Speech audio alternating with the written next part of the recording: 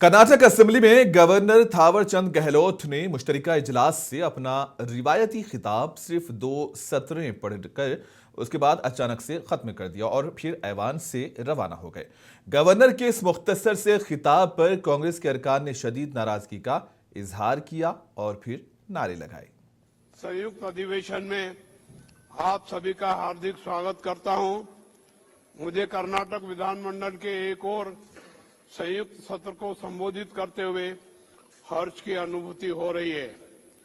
कुल मिलाकर राज्य की आर्थिक, सामाजिक और भौतिक विकास की गति 2 गुना करने के लिए मेरी सरकार पूरी तरह प्रतिबद्ध है। जय हिंद। सिद्धारमैया ने कानून साज असेंबली में गवर्नर की जानिब से तकरीर मुख्तसर करने पर नाराजगी का इजहार किया। इन्होंने इल्जाम लगाया कि गवर्नर ने हुकूमत की तरफ से तैयार की गई मुकम्मल तकरीर ना पढ़कर आइन की खिलाफ वर्जी की है और वो मरकजी हुकूमत के हाथ में कठपुतली की तरह काम कर रहे हैं। He or she, governor, shall read the speech prepared by the government or cabinet. Today, instead of speaking the speech prepared by the cabinet, he spoke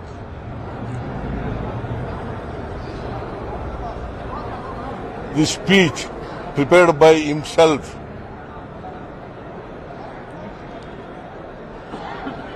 That against the constitution, provisions of the constitution, Indian constitution. It clearly violates Article 176 and 163 of the Indian constitution. Therefore, it is not going to be the speech of the governor.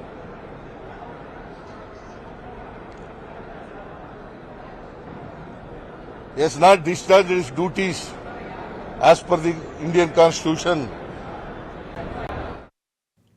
Andhra Pradesh के वजीर आला नारा चंद्रबाबू नायडू ने डाउस में world economic forum की सालाना meeting Bloomberg के ज़ेर-ए-एहतमाम मुनक्किद किए गए एक सेशन में शिरकत की।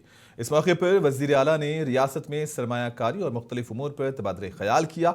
वजीर आला ने कहा कि आंध्र प्रदेश में मसनूई जहानत अब महज एक इस्तिलाह नहीं रही बल्कि अमली हुक्मरानी का एक मुअस्सर जरिया बन चुकी है।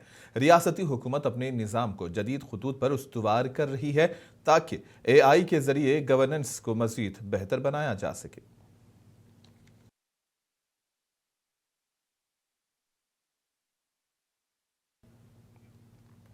वर्ल्ड इकोनॉमिक फोरम अब तेलंगाना के तेलंगाना राइजिंग 2047 विजन का शराकतदार बनने के लिए तैयार है। वर्ल्ड इकोनॉमिक फोरम के मौके पर तेलंगाना के वजीर आला रेवंत रेड्डी से मुलाकात के दौरान फोरम की आला क़ियादत जर्मी जर्गन और मंजू जॉर्ज ने इस विजन को सराहते हुए रियासत के साथ ताउन की ख्वाहिश का इजहार किया। याद रहे कि तेलंगाना हुकूमत का हदफ 2047 तक $3 ट्रिलियन की मईशत बनना है और इसके लिए इलेक्ट्रिक व्हीकल्स, काबिल तजदीद तवानाई, जदीद टेक्नोलॉजी, स्किल डेवलपमेंट और ग्रीन स्मार्ट सिटीज की समत तरक्की के निशाने को पूरा करना है। इस अहम मुलाकात में तेलंगाना के रियासती वजीर पी श्रीनिवास रेड्डी भी मौजूद थे।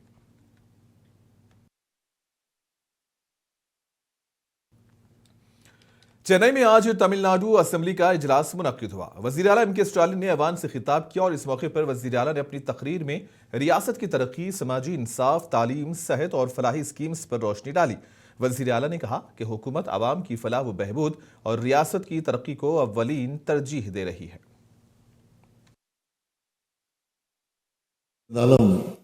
பதில் வந்ததற்கு பிறகு முடிவு செய்யலாம் என்று சொல்லிக் கொண்டிருக்கிறார்.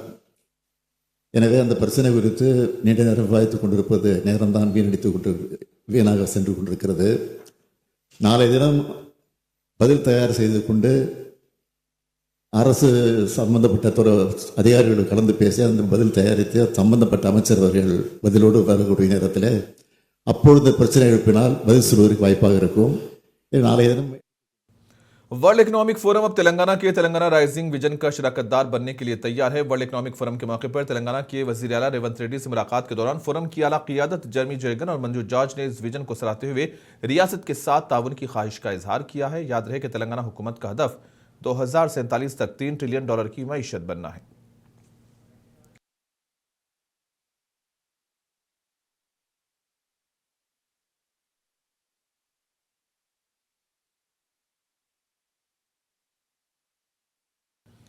आंध्र प्रदेश के वजीर नारा लोकेश ने डाउस में मरकजी वजीर अश्विनी वैष्णव से मुलाकात की है और दोनों रहनुमाओं ने तालीम और टेक्नोलॉजी के शोबों में ताउन पर बातचीत की और मुस्तकबिल के मंसूबों पर तबादले ख्याल किया।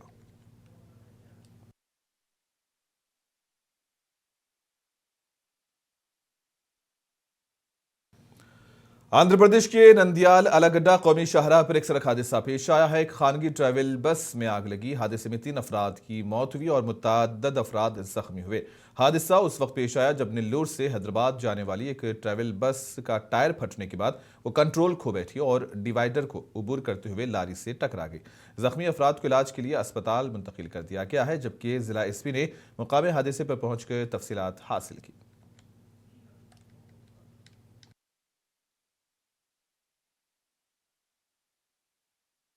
నెల్లూరు టు హైదరాబాద్ వెళ్తుంది. అక్కడికి వచ్చేసరికి టైం అయితే నేను లేదు, నేను నిద్రపోతా ఉన్నాను. అది యాక్సిడెంట్ జరగడంతో నేను కింద పడిపోయాను. పడిన తర్వాత నాకు మెలకువ వచ్చింది. అద్దం పగిలిపోయి ముందుకు కింద పడ్డాను. వాన్నిటి మీద పడుకో అన్నాను. అట్లే నేను క్లీనర్ ఇద్దరం కింద పడ్డాను. 36 మెంబర్స్ ప్రయాణిస్తున్నారు. బండి ఫుల్ 36 మంది. మేము వస్తున్న బస్సుకి టైర్ కట్ అవ్వడం వల్ల, అదే టైర్ చేయడం వల్ల, పంచర్ అవ్వడం వల్ల అదుపు తప్పి టైరు డివైడర్ దాటేసి రాంగ్ రూట్లోకి వెళ్ళి ఎదురొస్తున్న లారీని గుద్దడం జరిగింది అని చెప్పి చెప్తున్నారు. సో మాకు కూడా కరెక్ట్గా తెలియదు. మేము నిద్రపోవడం వల్ల మాకు సౌండ్ వచ్చి లారీ అటు పడిపోయిందని మేము చూసాము.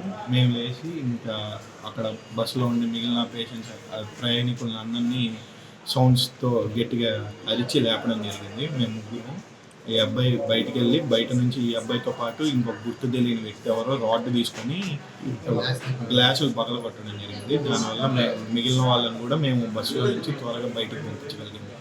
ఈరోజు రాత్రి సుమారు 1:40 ఆ టైంకి నెల్లూరు నుంచి హైదరాబాద్ వెళ్తుండగా ఒక ప్రైవేట్ బస్ది ఫ్రంట్ రైట్ సైడ్ ఉన్న టైర్ బస్ట్ అయ్యి బస్ రోడ్ డివైడర్ని దాటేసి అటుపక్క వెళ్ళి అక్కడ నుంచి ఆపోజిట్ సైడ్ నుంచి వస్తుండగా ఒక లారీని గుద్దేసింది. ఈ యాక్సిడెంట్ వల్ల both the vehicles caught fire as well. Kani, all the passengers are safe. Passengers అందరూ సేఫ్గా బస్ నుంచి దిగారు. కొంతమంది local people and police personnel వెంటనే స్పాట్కి రీచ్ అయ్యి